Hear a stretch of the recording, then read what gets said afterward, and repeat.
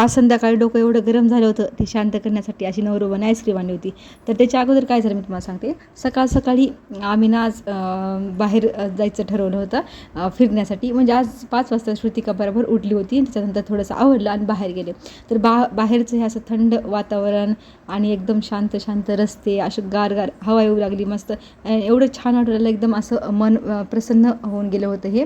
आणि म्हणजे अशी ही दिवसाची सुरुवात ना खरंच खूप मस्त झाली होती असं वाटू लागलं. कारण बाहेर आणि श्रुतिका पण इतकं एन्जॉय करत आली ना बाहेर. ती आमच्यासोबतच फिरली मस्तपैकी. आणि हे हा उगणारा सूर्य किती मस्त वाटायला आहे.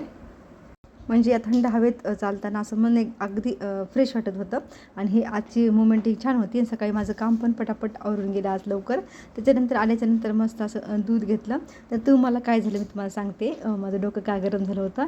तर काय झालं, श्रुतिकाला मी आज मारलं आणि त्याच्यानंतर मग मलाच कसं तरी झालं आणि माझंच डोकं दुखायला लागलं. तिला काऊन मारलं म्हणून. तिनं माझ्या साड्या एवढ्या सगळ्या पसरून टाकल्या होत्या म्हणून मी तुला थोडंसं रागवलं, मारलं. आणि मग ती लगेच पप्पाला म्हणली, पप्पा मम्मीला आईस्क्रीम आणायची. त्या दोघांनी जाऊन मला आईस्क्रीम आणली.